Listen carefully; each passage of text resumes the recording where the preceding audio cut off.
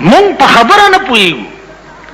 یو مولا مسله کوله چې کم شی چې ونیسئ نو بیا یې پرېږدئ مه.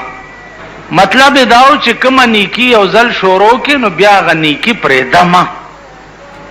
خو هغه مولا اختصار نه کار واغستو چې رونو چې کم شی ونیسئ بیا یې پرېږدئ مه. دغسې پکې یو ناستو هغه واورېده وی والله چې کم شی ونیسم چې زه بیا پرېنهدم. په لاره روان دی یو سړي نه خر وتښتېدو. دته یې وی بچیه لږې راواړوه. ده ورپسې منډه که چې منډه که خر مخکې دی ورپسې بل څه یې لاس له ورنه راغه د خر لکه یې لاس له ورله لکه یې ونیوه. او چې د خر لکه یې ونیسي خو هغه لتې کي که نه دواړه لتې شو. اوس خرې په لتو وایي او د لکه یې ټینګه کړې ده چې که پرې مې خوا نو د ملا په مسله مې عمل نه راځي. ځکه چې ما وعده کړې ده چې کوم شی ونیسم بیا نه پرېږدم. غاښونه یې پې ټول مات کړه خر په لتو لتو. ملا له راغی او بېتابه پرېوت چې ملا صاحب خدای دې کور وران که په دغه مسله چې تا کړې وه چې کوم شی ونیسې بیا یې مه پرېږده. سړي نه خر تښتېدلی او ما رانیوو چې لکۍ نه مې ونیوو که مې پرېښوی خو ستا په مسله مې عمل نه راتلو او چې مې نه پرېښو زما یې دا حال کو ټول غاښونه مې مات کړه. ملا ورته ویل خدای دې کور وران که. نو زما د مسلې دا مطلب و چې د خر لکۍ ونیسې نو بیا یې مه پرېږده. نو مونږ هغه قوم یو کم ناروا دی چې مونږ یو ځل ونیوه بیا یې نه پرېږده. روام چې ونیوه بیا یې پرېږدو. منځونه شروع کړو بیا یې پرېږدو. حج وکړو چې د حج نه راشو حجي پوکم رانه جوړ شي. حج نه چې راشي چې ځي نو ګز لکۍ وي چې راشي 33 ګزه لکۍ شي. تاسو خیال راغی؟ نو ګیره پرېږدو بیا یې کله کړو. داسې ډېر کارونه تبلیغي جومات کې شي صاحبه سیروزې ولګوي چې لو ته لاړ شي چې په بله ورځ یې ګورې بیا د بازګل کوتک ته جوړي. هلکه څه بلا در باندې وشوه بیختي وځه او یاره بس خو الله مجبوري یو. نو نیک کارونه مونږ چرې ونیوه او بیا یې پرېږده لیکن بدایم چې نیولي دي بیا یې نه پرېږده. نو زما عزیزانو زمونږ عقل شته نه. عقل کې خو به د هغه سړي څه راځي چې هغه کې عقل خو وي که نه څه سوچ سمجھ خو پکې وي که نه. قرآن کې راغلی دي وما كنا معذبین حتی نبعث رسولا. زه به تر هغې یو قوم ته عذاب نه ورکوم چې تر څو مې هغې ته رسول نه یې لیږلی. تر هغې پورې به زه دې قوم ته عذاب نه ورکوم. د امام ابو حنیفه رحمت الله علیه مذهب دا دی چې وما كنا معذبین حتی نبعث رسولا. دلته د رسول نه مراد عقل کامل او عقل سلیم مراد دی. دا مصطلح رسولان نه دی مراد. زه به تر هغې یو قوم له عذاب نه ورکوم چې څو پورې مې هغه قوم ته عقل کامل نه یې ورکړی. د امام ابو حنیفه رحمت الله علیه مسلک دا دی چې 1,24,000 پیغمبرانو کې که یو پیغمبرم دنیا ته نه وی راغلی نو هر سړی په دې مکلف په عقل باندې به د خدای پیژندی. وګوره ابراهیم علیه السلام معصوم بچی دی. نورې ولیدو قال هذا ربي دا زما خدای دی. فلما فلا چې نور پرېوتو ابراهیم علیه السلام قال لا احب الافلین فنا کېدونکی زما خدای نه دی. سپوږمۍ ولیده هذا ربي فلما فلا قال لا احب الافلین.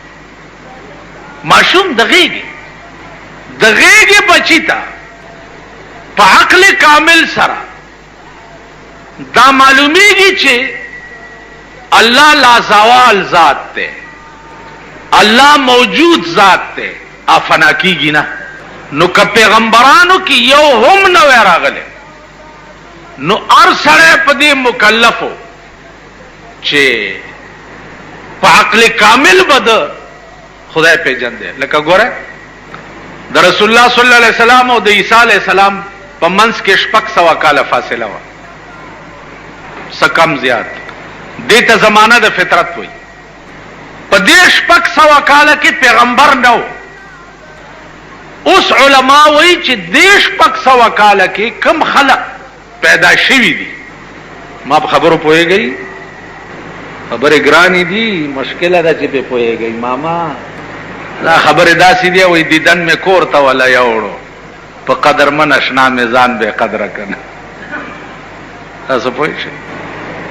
اوس فطرت الوحی علما لیکي چې په دې 600 کاله کې دا زمانہ د چا په منځ کې و؟ په زور وای. دې 600 کاله کې چې کم خلق پیدا شوي او مړ شوي دي، نو دوی له خو پیغمبر نه راغلی کنه. نو چې پیغمبر را نغه هدایت ورته نه رسیدو او بیا دوی به هدایت نه مړ شو، نو دوی بیا جهنم ته لېږل دا زیاته نه ده؟ الله به دوی جهنم ته ولې لیږي؟ ځکه چې پیغمبر ورته نه دی را لېږلی. پیغمبر راغلی وی او دوی نه وی منلی، بیا جهنم ته د دې 600 کالو خلق له پکارو. پیغمبر را نغی نو بیا به دوی جهنم ته ولې الله لیږي؟ دلته هم دا جواب دی. ته دا زمانہ د فطرت الوحی و.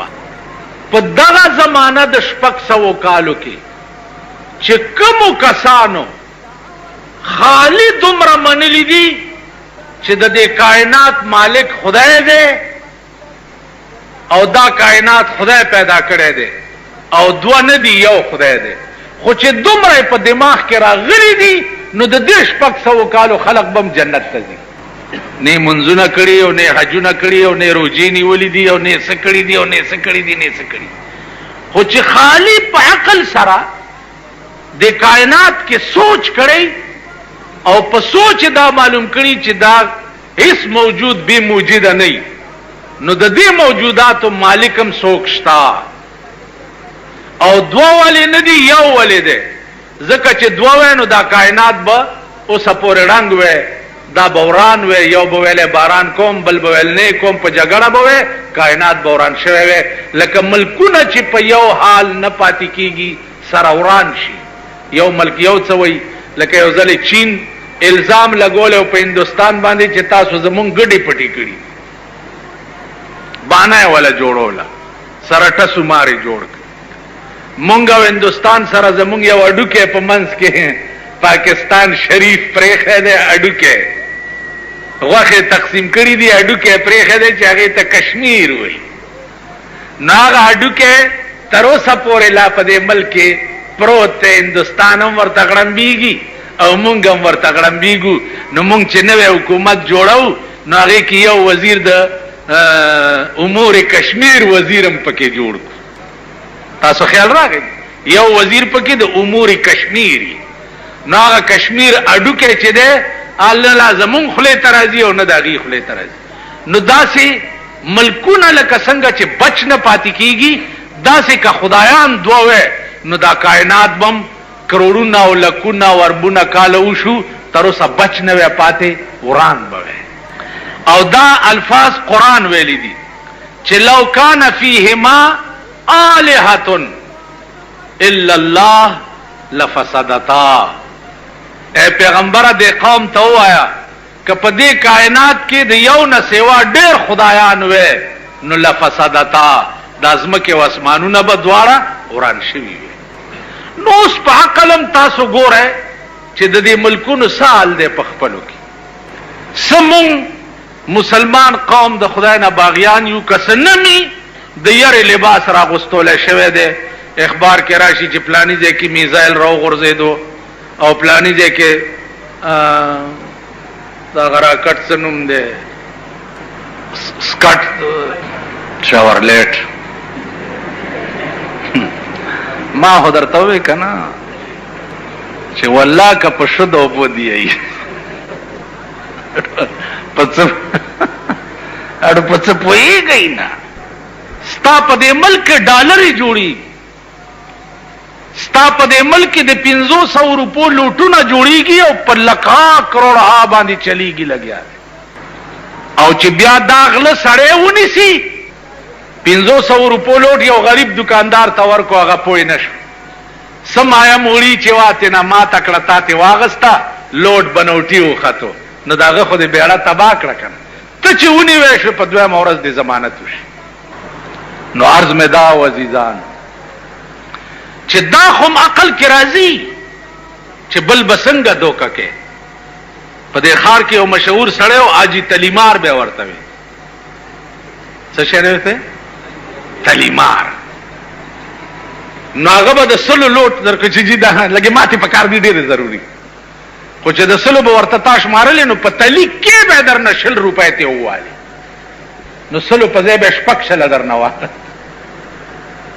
نو یو ورځ تانیدارونی وو منصور خان نامه واغونی وو نو مال راوستو چې جی دا اجي تلیمار دی لګ نصیحت ورته وکړه ما ته وایي چې مولانا صاحب زو تلیمار نه زو لاس هنر خرڅوم چا دوس باندې کې لوټ مات کو ما هغه کې پوي نشي نو ما ته څه ګناه ده هغه پوي نشي زو 100 روپۍ پکې واما نو هغه به وقوف تلګ عقل پکار ده کنه ما ته څه ګناه ده تانیدار ته خبره ټیک وکړه نو مونږه اجي تلیمار باندې خو پوي بنوټي لوټ چلولو باندې پوي हाजी जाली दस्खत बांधी पुईगु बनौटी कापू जोड़ोलो बांधी पुईगु और चरता चे द अमल द तललो सवाल राशि चे जमुंग अमाल बसंग तलले कीगी नो इदा जमा अकल के न द कुर्बाने मुताल्लिक सिर्फ दो खबर इस्तासो पर मख के अर्ज कोल दी यो दा चे द कुर्बाने बुनियाद सदे और द्वैम दा चे द कुर्बाने अहकाम सदी अजीजानो बुनियाद द कुर्बानी चे दे आगा द हजरत आदम अलैहिस्सलातु वस्सलाम द जमाने ना तर उस पोरे वक्तन फवक्तन दार चापदौर के शवे दा और दाद तारीख वगैरह खबर न दा दाद कुरान करीम जिक्र दे दादम अलैहिस्सलाम द जामनो मुताल्लिक चे अल्लाह फरमाई ली दी इस कर्रबा कुर्बानन फतुक़ब्बिल मिन अहदिहिमा वलम युतक़ब्बल मिन अल आखर द द्वारो जामनो पखपलो के इख्तिलाफों दी तवेले शु चिता सु कुर्बानी हो गई चिकम यो पहकई दाग कुर्बानी ब कबूल शी और चिकम पहका नहीं दाग कुर्बानी ब रद करेश न द पाग द्वारो प कुर्बानी के द यो कुर्बानी चेवा आगा गडू रहो چې څو وخت کې د غره د پاسه کېخ وي نو اسمان نه سشه راغو او هغه ګډوره چې دی هغه اوچت کو حافظ ابن کثیر لیکلی دی چې دغه ګډوره نیغ بوتلو جنت ته او تر اوسه پورې دغه ګډوره په جنت کې اوسي رستو گویا هر پیغمبر د خپل قانون مطابق قربانیان او منزونه او روزه او دا بکول د ابراهیم علیه السلام دور پر راغی ابراهیم علیه السلام د شپې خوب ولید اوس دلته یو خبره په ذهن کې دی چې ما خو پروسه کال په وحی باندې ډېر تفصیلی باز تاسو ته کړو او دومره قدر یاد لرای چې د پیغمبر خوب چې دی هغه هم وحی وی خوبونه درې قسمه خلق ګوري یو پیغمبران ګوري یو نیکان او اولیاء الله ګوري او یو مونږ د خلق گناهګار روسیا مردار دا قسمه خلق ګوري دې کې فرق دا دی چې پیغمبر چې کم خوب ګوري هغه وحی وی هغه دروغ نه اولیاء الله اتقیا د دین چې کم خوب ګوري اکثر رښتیايي او کله کله پکې غلطي مونږه چې کم خوب ګورو نو هغه 99% غلطي او 1% پکې چرتا رښتیا وخیچ. بیا د خوبونو د تعبیر امام چې او دا علامه ابن سیرینو چې دا په تعبیر رویا کې ډېر لوی سړی د دومره لوی عالم په تعبیر رویا کې بل څوک نه دی تیر شوی. خوب زمونږ په دې صوبه سرحد کې په ټول صوبه سرحد کې شاید چې 3-4 کسب داسي چې د خوب په تعبیر به پوهیږي. 3-4 کسا نور په ټول فرنټیر کې د خوب په تعبیر باندې پوهیدون کې نشته. استاد خو چې خوب وګورئ خو چې چرته سورګری یا شاګولی کنه بس مولا له ورشي جمعه ته چې استاد خوب ملي دلې ده او دغه سپاس سور امام روان امام باچا امام پلانې ما ایا مولا له یو سړی راغی چې استاد خوب ملي دلې ده چې یو خپل په مشرق ده او بل په مغرب ده. نو هغه ورته خله چې په منځ دوه شوی نه دا د څنګه خوب ولیدو. دغه سړی راغی علامه ابن سیرین ته ورته وی چې صاحب داسې خوب مې لیدلی دی چې یو خپه مې په مشرق ده او یو په مغرب ده. ویل بل چاته خو دې نه دی ویلي؟ ویل یو له ورغلی وم هغه راته داسې ووی.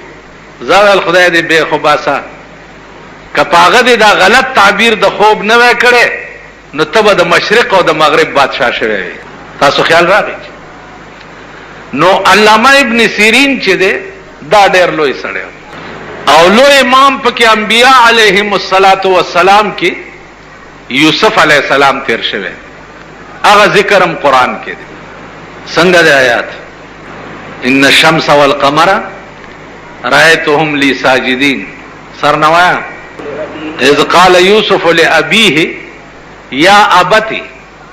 یوسف علیہ السلام خپل پلار ته وی یا ابتی انی رأيت 11 کوكبا والشمس والقمر رأيتهم لي ساجدين. اے پلارا ما خوب لیدو چې یو لستوري او نور او سپوږمۍ دا ما ته سجده کوي. پلار ورته څه وایي؟ یا بنیا لا تقصص رؤياك على اخوتك فيكيدوا لك كيدا. پام کو بچیا چې دا خوب رونو ته ونه وي سفر بدر ته جوړ کی. یوسف علیہ السلام چې دا خوب پلار ته بیانولو رونه پټ ولاړو هغه واورید. رونه تو بس غفار رونه په هر زمانہ کې د خدای قهر. شکر وباسم چې رور می نشته. شکر وباسم چې خور می نشته. خور لا د خدای قهر دی او رور لا د خدای قهر. او بیا د زمون په زمانہ کې خو پناه په خدای. رونو خپلو کې صلاح وکړه یو لسواړو چې راشي کنه پلار له خوبونه بیانای په دې چل پلار ته ځان نږدې کوي او مونږ رستو کوي. راځي چې چرته ګړنګ ته وغورځو. لوی باس ته قرآن کې سورت یوسف کې چې په فریب بوتلو کوی ته وغورځو. دا خوب بیا رښتیا څنګه شو چې دې وخت کې د مصر وزیر اعظم شو 40 کاله پس او پلار او مور او دا ټول رونه ځان ته وغوښته مصر ته. نو خدای پاک یوسف علیہ السلام ته وی چې ته په تخت کېنا.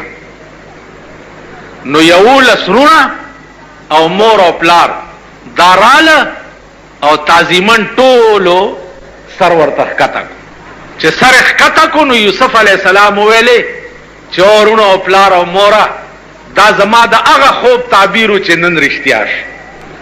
یو لستورو نه مراد یو لسرونه او نور او سپوږمۍ نه مراد چې ده هغه نه مور او پلار. نو عرض می داو چې ابراهیم علیہ السلام خوب ولید او خوب د پیغمبر چې ده هغه وحی.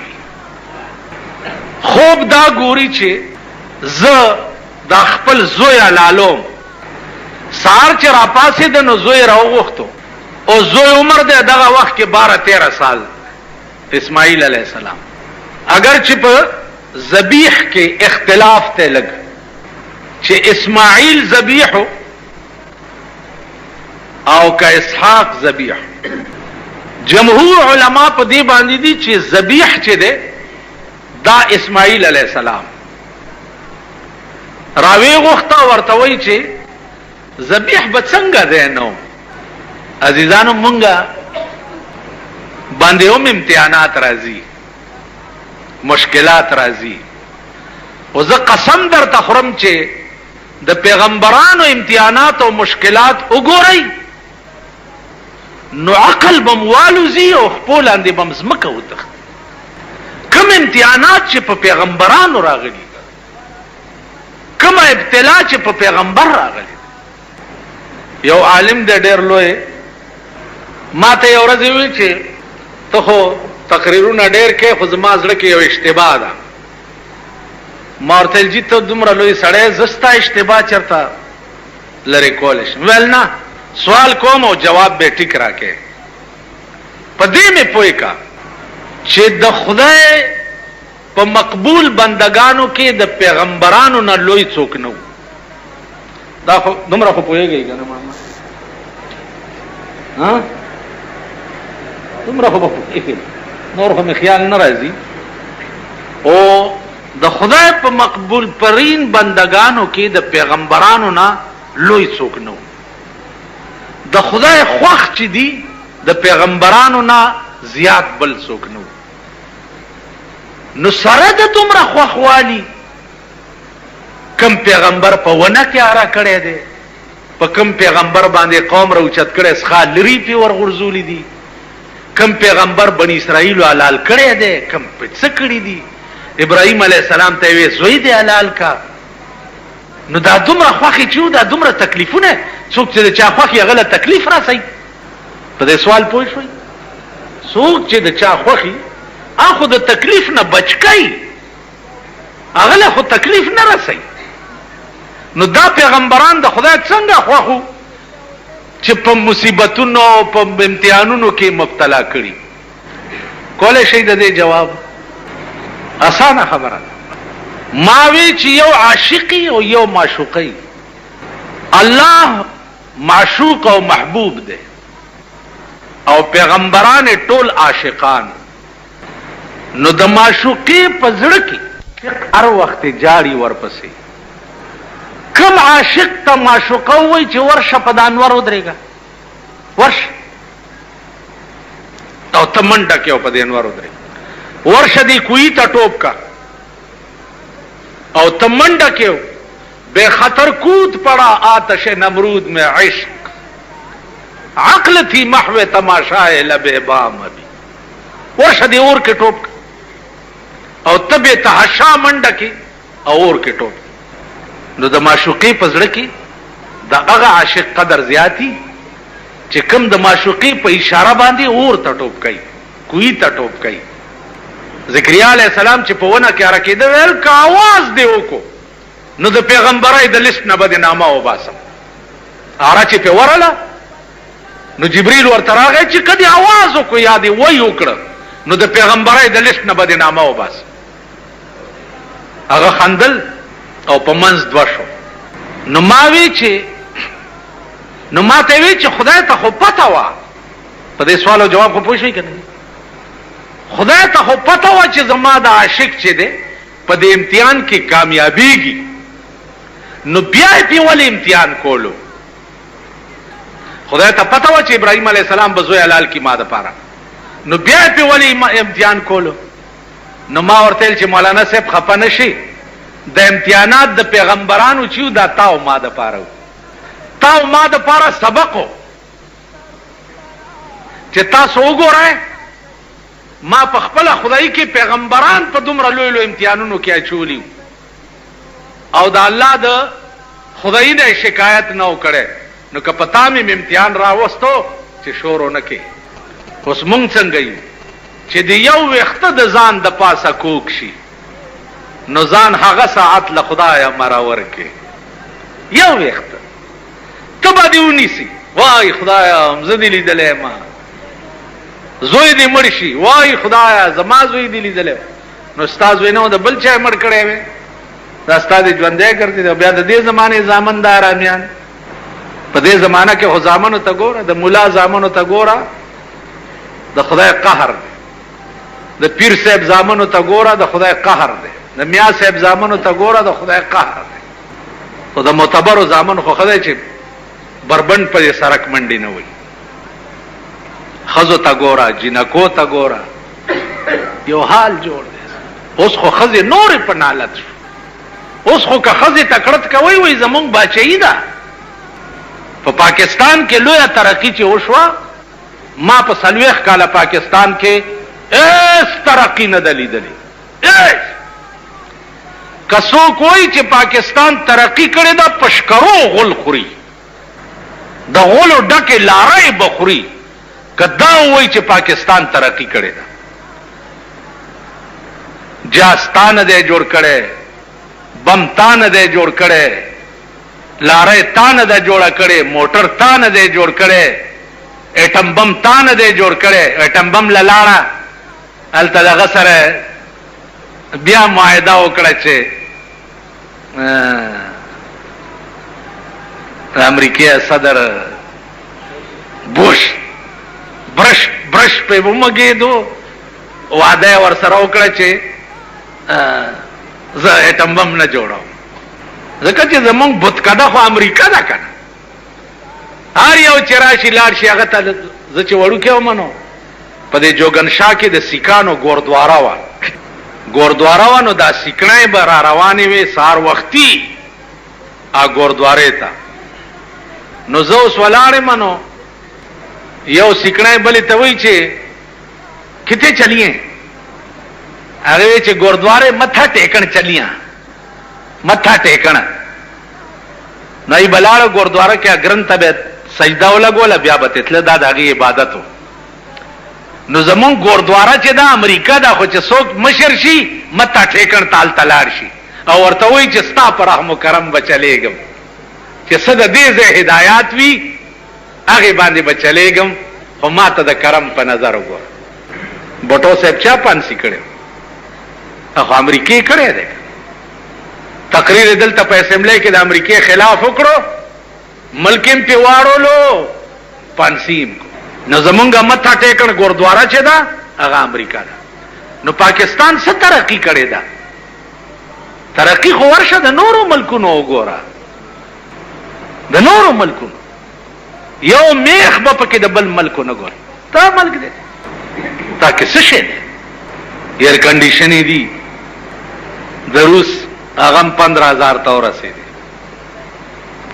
فریجونه دي کته په باډي جوړه کې پارټس کم ځای نه راغلی دی تاسو تر یو ترقی په ملک کې منم چې د پاکستانو خزو داسې ترقی کړې ده او دومره لرې لاړې دومره لرې چې دا به ستاسو هغه ومې پیړۍ چې د قبرونو نه راپاسي دا ښځې به بیا خپل ځای ته رانولئ تاسو خو پرېږده که نه سهار مې یو ملا لیدو ښځه په ډګډګي ځان پسې سوره کړې وه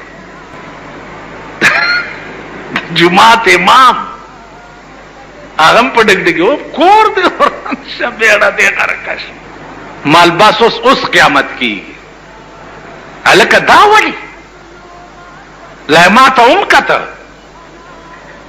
وی کته مسکی غوندې شو چې راشه که نه څنګه ښه کار مې کړی دی تو نالت په داسې ملک شو خواص رهنمایان د دین رهنمایان د قوم په خدای قسم چې د هغوی په کورونو کې ټي وي ګانې او وي سي آر چلی رهنمایان د قوم چې دا قوم په بزرګۍ ورته ګوري او لاسونه یې څپوي هغوی کورونه چې وګوري اولاد یې چې وګوري د اسلام نه به د زړه تور شي دا زمونږ حال دی نو ترقی د ملک صرف ښځو کړې ده سړي نشته ښځه وه امتحانو د ابراهیم علیه السلام حکم ورته وشو چې ابراهیمه اسماعیل د مور په غیږ کې دی او د بیبی نامه د بیبی هاجره علیها السلام. دا خزه او دا زوی دی د شام نه بوزه او د مکې په دشتو کې پریدا او تتیزه خزه او زوی روان کړ د شام نه راله مکې ته. مکه دغه وخت کې وادي وا د دوه غرونو منځ کم ځای کې چې اوس آب زمزم کوې دی دغه ځای کې خزه او بچی کینول او دې ته روان شو. خزه ورته چرته دې سړی دا مونږ دې چرته پریخو ویل چې چا راته ویلي دي هغه ته مې پریخو او زه درنه لاړم شام ته. بیبي هاجرې ورته ویل چا درته ویلي دي؟ ویل او چا راته ویلي دي چې اسماعیل او هاجره دلته پرېږده او ته ځه. ویل ځه چې چا درته ویلي هغه پوهېږه او زمونږ بندوبست پوهېږه. ښځه وه اسماعیل تکی شو ماشوم دی لتې ټکوي نو مور یې اوبه لټوي د دې صفا مروه په دې منځ کې بیبي هاجرې او ترې منډې ووالې. کله به په یو غونډۍ وخته اوبه به یې لټولې کله به په بله غونډۍ وخته اوبه به یې لټولې. آخر اوبه نه وې ناامیده را روانه شو. چې را روانه شوه دلته جبرائیل علیه السلام ته حکم وشو چې ورشه د اسماعیل په دې خپو کې اوبه راوباسه. دلته ټکولې او د خپو کې د اوبو چینه راوخوټ کېده. چې چینه راوخوټ کېده بیبي هاجرې وویل چې الحمدلله اوبه خو پیدا شوې خو زرې شګې راټولې کړې او اوبو نه ګیر چاپېر واچولې چې چېرته اونه بیږي خلاصې به شي. آب زمزم زمزم ویلې شي ادرېږه زمزم معنا ادرېږه. نو د اوبو ته بیبي هاجرې وویل چې زمزم ادرېږئ بهېږئ ما. رسول الله صلی الله علیه وسلم به فرمایل چې الله دې په بیبي هاجرې رحم وکړي که دې اوبو ته زمزم نه وی ویلې نو دا اوبه به بهېدلې وی او ټوله دنیا به یې خړوب کړی وی. خو چې هغې ورته زمزم ووي په ځای ولاړې پاتې شو. نن ورشي د عربو هغه دشتې د عربو هغه سوکړه د عربو د اوبو هغه نهر زبیده خوبونو پورې یو بله خبره واورئ. زبیده د بادشاه ښځه وه د بادشاه ښځه خوب یې ولیده چې دا ټوله دنیا ما سره بدفعلي کوي. زبیده دا خوب ګوري د بادشاه ښځه ده چې دا ټوله دنیا ما سره بدفعلي کوي. اوس تاسو ته که دا څوک وایي چې هلکه ما خوب لیدلی چې ما سره ټوله دنیا بدفعلي کوي تاسو به ځه وای دا خو ډېر پلیت دی څه خراب خوب یې لیدلی داسې به ووایي که نه تاسو دا شیخان میخان. علامه ته راله زبیده وی داسې خوب مې لیدلی دی چې دا ټوله دنیا ما سره بدفعلي کوي. ورته خوب دې رښتیا هم دا لیدلی دی؟ ویل او. ویل ستا د لاسه به الله داسې کار والي چې ټوله دنیا به ته فایده اخلي. ستا د خوب دا تعبیر دی. نو زبیدې بیا د شام نه دا نهر راوستی دی مکې ته چې هغه وخت کې د اوبو قحط نو د شام نه نهر را روان کو او د مکې په کوڅه کوڅه کې ګرځولی دی او پې دا ټاکای لګېدلي دي او اهل مکه ټول د هغې کوو نه اوبه راوباسي او کورونو ته نهر زبیده اوس هم شته. اسیم خوب په ظاهر یو شی او د هغې تعبیر چې دی هغه بلکل برعکس تاسو خیال راکړئ. نو اوبه ودرېدې او بیبي هاجره حیرانه ده. عزیزانو دغه وخت کې د خوراک څه بندوبست کیږي؟ په دې لاره قافلې ځي شام ته مدینې ته. داسې هغه قافلو والا وایي چې دا فقیران ناست دي دلته سوه نه سوه له ورکوي. دا یې ګذر اوقات. په دې اثنا کې اسماعیل علیه السلام د 12 کالو شو او مور به په دغه ځای ناسته وه او د قجورو چوپړه جوړه کړې وه په دغه کې به مور او زوی 14 کاله دلته اوسېدي. حد دی د امتحان. علامه ثناء الله پانی پتی لیکلي دي چې د ابراهیم علیه السلام زړه به کله ملاقات ته وشو چې زوی او ښځه ګورم نو د شام نه مکې ته خو ډېر مزل دی، نو بوراق به ورته راوستی شو، په بوراق به سور شو. بوراق مطلب دی د هلیکاپټر، دې کې به سور شو را بغې په مکه کې د دوی ملاقات به وکړه، بیا به ورته چې ودې کته اوس ځه، نور زیات به نه ایسارېږي دلته. حدو د امتحان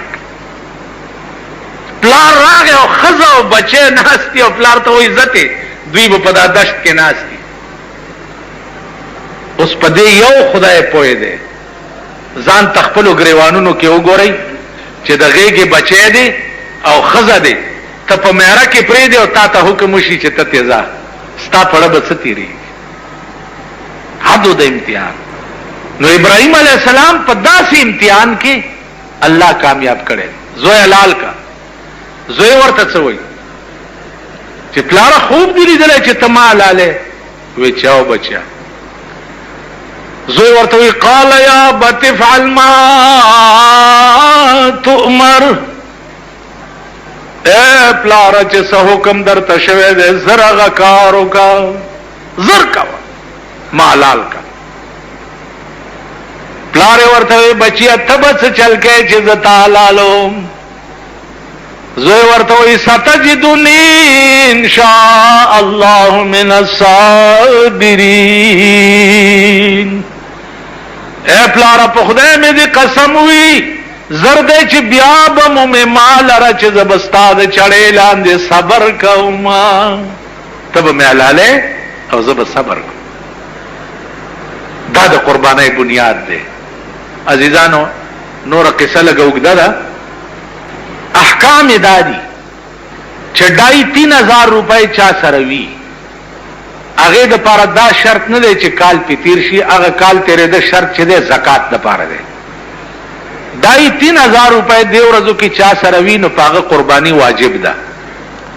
ځان له ګډوره نشي اغستی نو چا سره دې حصه ونیسي.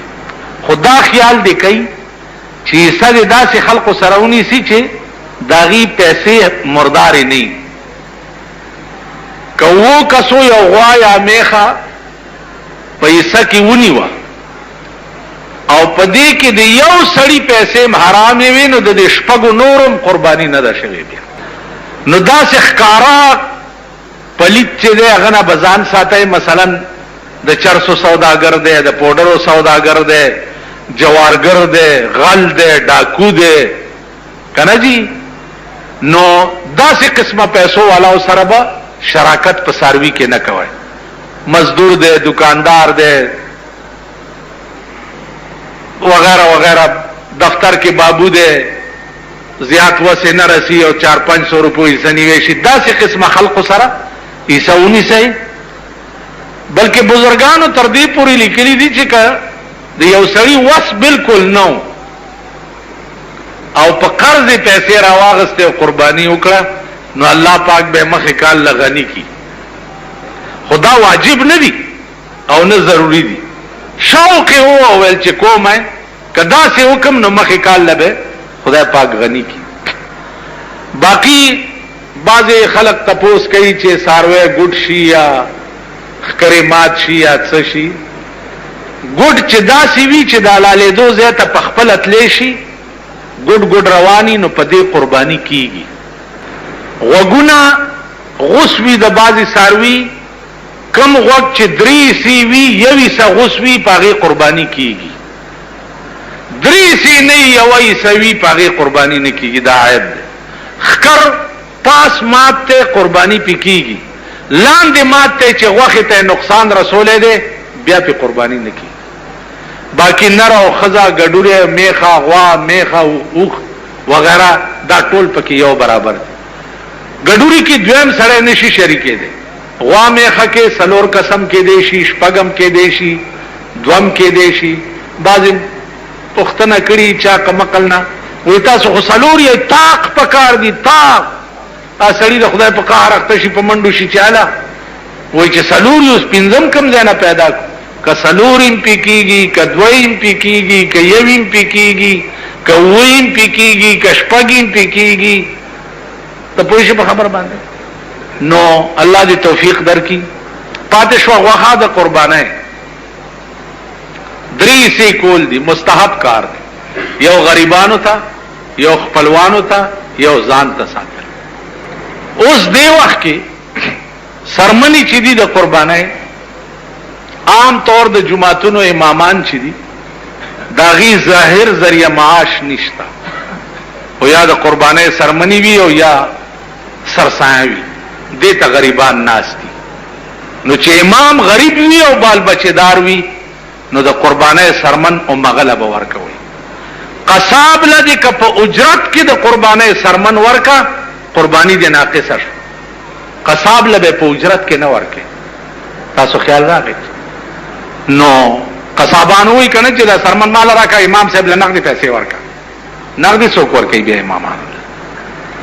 نو د دې وجه نه بعضي خلک داسي چې امام سره چرته لوټه موټه او دسماتی لنی ورکړي نو چې قرباني دی مولا له سرمن ورک جمعات له تلو منو او د سراته نو چولو د داسې دله سړی سرمن مال مولا ته وی سرمن ما زه 22 کال امام پاتې شوم په بجلیګر کې 22 کال په 22 کال کې زما مقتدیان کې قسم قسم خلق مال کا سرمن امرانیز دې کنه استاد سرمن او باس زایرکش سرسایه مزد سرسایه چې ته مال نن 15 روپے راکې ټول کال به ته په ماټه پر خرڅه او 25 روپے زما تنخواه وا په 25 روپے کې ز باچا ګرځیدم برید به مې توکړو د باچا پروا مې نه لرل زایمن سرمن دې ستا کپر وچی چیو ستا سرسایه خدای بیخ بنیاد وبس